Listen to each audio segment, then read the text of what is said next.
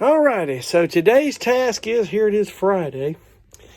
Tomorrow we're going to do, let me get to that. Tomorrow we're going to do the floors, vinyl plank and the flooring, and hopefully this vent fan. We're going to get that in.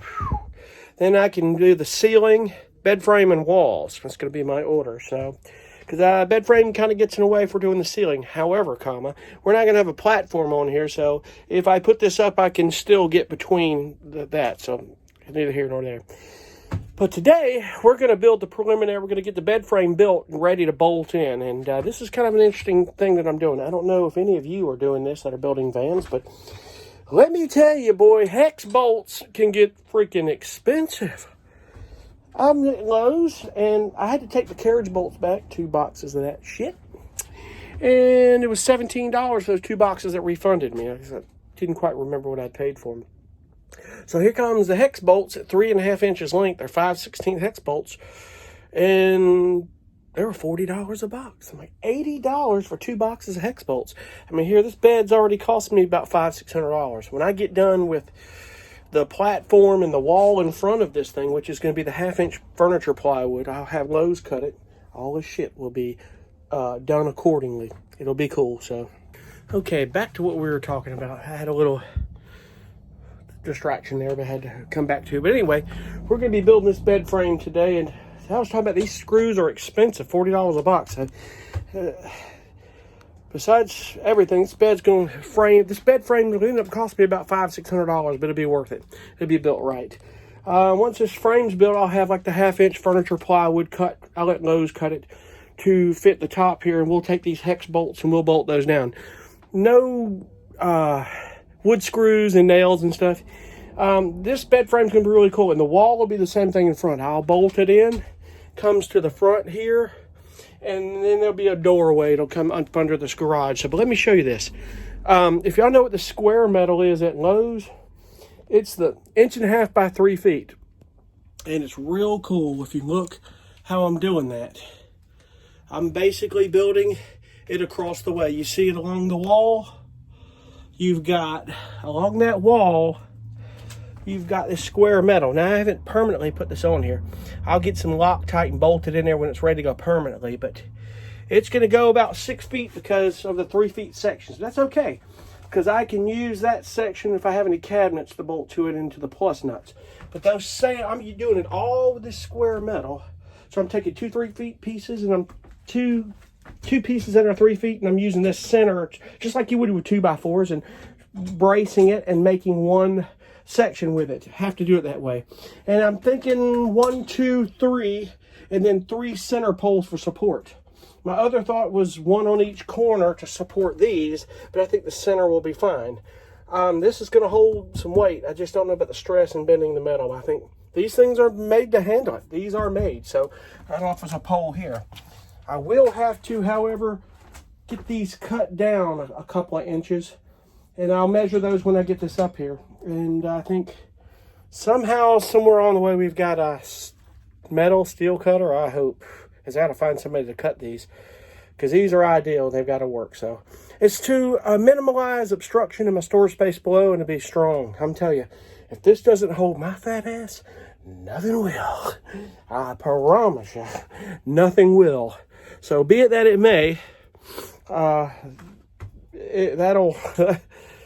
that'll be cool. So this is going to be a cool setup. And my thing is how this came about was I saw from another YouTube channel, and it's called One Adventure at a Time, like adventure but with an A, Venture, One Adventure at a Time. He did these L brackets, the square, the metal, same type of metal, but it was the corner brackets or the L brackets, and he put them on the side, I guess, with rivet nuts or plus nuts, like I did the square metal, and he just framed the center and all with wood. And he used a futon frame, which I thought was very cool. It was very novel. This is the cool thing about these van builds. Everyone has their own unique way about building them. And I don't think, there's no way they're going to be two alike. If one guy's customizing several different vans, it's almost impossible to do them identical because there's little differences. But going with what people want. But he built it. I thought it was a cool idea. So I went to Lowe's and I'm sitting there in the metal by piece or piece metal section, where it's a company called Hillman that makes all this metal. It's a vendor that goes into Lowe's and stocks it. So if you go to Lowe's and the hardware where all the screws and the bolts are, you'll see that little area where all the metal and stainless steel is. It's where I got it. In fact, the item number here, where would that be? I'll have to get you that item number, put it in the description. I think it's like 11203 or something. Don't hold that to me. But anyway, I had an epiphany. And I'll tell you, when I start thinking, man, in my brain, don't try this at home. Seriously. No, just kidding. But anyway, I get a thought and I get on it. But it's, I just said I'll just do it all with the square metal. And I'll make the frame. It'll be cool. And the platform will work. So I'm going to get this built and I'll show you how it works at the end. All right, so bed frame pretty much ready to go. This is cool, man. This is about as easy as it gets. Now, mind you, it may cost a little bit more for the square metal, but man, it's so worth it. It's just less wood you got to cut and do. And I mean, if you're into woodworking, it's your thing and that's cool. But I promise you, the way this thing is going to be built, there's nothing going to bring it down. I mean, I would say nothing, but you know what I'm saying. It'll hold me up. God, if it doesn't, I'm in trouble. So be that it may. So I'm going to turn this thing around and show you exactly how this is going to go. All right, so here it is right here.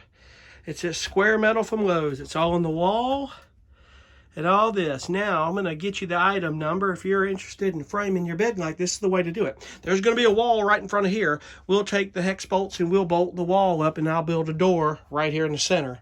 It'll get to my garage area. This is 53 inches by 73 inches, which I think, I'm going to have to double check that, is the same size of a full mattress. And if it's less, that's okay. The cool thing about this is that I can adjust the holes. I can move it forward. I can move it back. It's awesome. And I've got these supported. I mean, these are bolted. They ain't going anywhere. I can promise you that. So, as I said, let me get the item number here for this. And I had it somewhere. It's at Lowe's, number 11203. And it's the square metal. It's 1.5 inches by 3 feet long. So the 1.5 inch square diameter. So you're going to see a little green paint on top of it. It's that Hillman metal. You can't miss it when you go to Lowe's. But I just, off the top of my head, came up with this. And I said, you know, I'm going to just do the square metal. And then it's so easy just to take. Now, mind you, these damn bolts, the stainless steel hex bolts were expensive. But if I don't have to use another box, there's $40 going back to Lowe's. And I'll just buy individual screws as I need them. Good night. Because I just don't think, you know, Lowe's said what I don't use I can bring back, which I think is cool. So, be it that it may, it'll be cool. I have center in here. I'll have a pole coming down on each one, a center pole.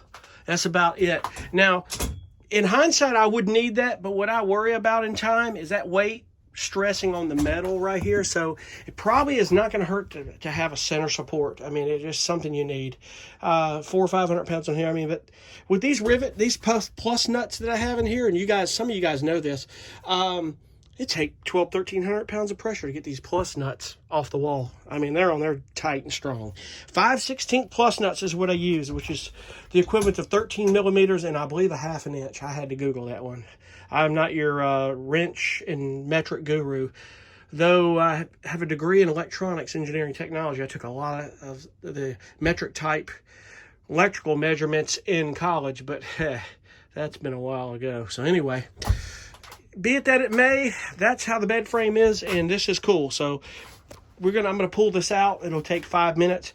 We're gonna do the floor and the vinyl plank tomorrow. I'll show that and hopefully get that vent fan in. And then from there, we're going to do walls. Well, actually, no, back up. We're going to do the ceiling first. And we're going to start back here because that's going to be our hardest part. And we're going to move forward. So I'm going to see if we can just get the ceiling right into the frame because I'm just not getting crazy with all that. I can build around it other than that. I see a lot of people in the Facebook groups doing that stuff. It's so cool. And some of these guys are amazing with woodwork. And that I am not. I am not, you know, I'm not Joe the plumber, and I damn sure ain't Billy the carpenter or whatever his name might be. But I can do it, and I have the right amount of help. So anyway, that's the bed frame. Off to the next. Okay, as you can see, the bed frame is done. The only thing I left out, and it's coming, is a couple of things. There'll be center support. In other words, I'm going to use those same square bars, and I'll have 3 in the center for each crossbar.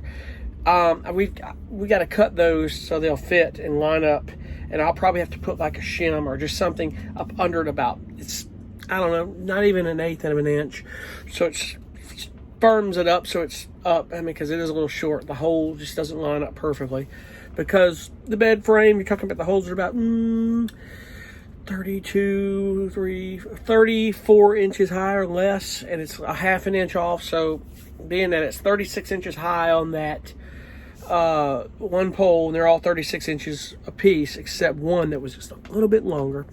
A little bit longer means it just came together completely and not a little gap like the other ones. But be it that it may, because it's just a hair over 6 feet wide on that bed, so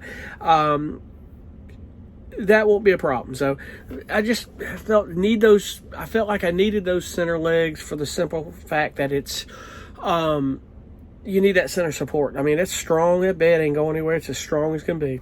Also, I'm going to take like furniture grade plywood on the front and build a wall up, and we'll bolt them in. I'm going to come up with that wall about 2 or 3 inches so the mattress doesn't go forward. Obviously, you need a little support so it doesn't come forward, and it'll be fine. It'll be great. And then a platform on the top, same type of plywood, sanded, like furniture grade, everything good to go. More than likely, I'm going to be painting it. I'm going to have to paint and touch up the paint on the walls and the ceiling. So sometimes I feel like I wasted my time painting those panels, but I really didn't. I mean, you got to start somewhere and do that. So bed frame is done. Tomorrow, Clancy and I will do the floors, and I'm hoping we're doing the vent fan, but we'll see where we progress with the floors. Once we get the vent fan and the floors, we're going to start working on the ceiling, and then we'll do the walls. And somewhere in the mix there, I'm going to get that bed frame put back up. I mean, what you saw today was just getting it put up, everything ready, and then I took it back down. Very quick to put up. I know some people in the Facebook groups asked the weight. You know, I really wasn't all that heavy compared to wood. I mean, steel is heavy, but a few 100 pounds. But I mean, it's strong. It's those plus nuts in the wall. That bed ain't going anywhere. And it's the cool thing about this versus to building a bunch of wood and doing all this is you've lessened obstruction. How do I put that? There's less obstruction in the storage. In other words, it gives you more storage space, if you want to put it better.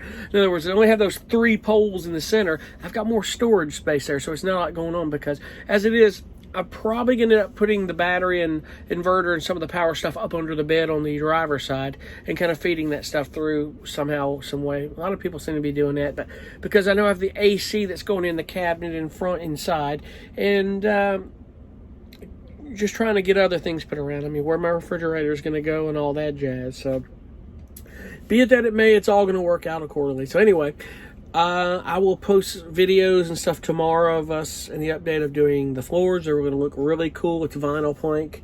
The plywood will go in quick. I got the template drawn. We'll get that screwed in quick.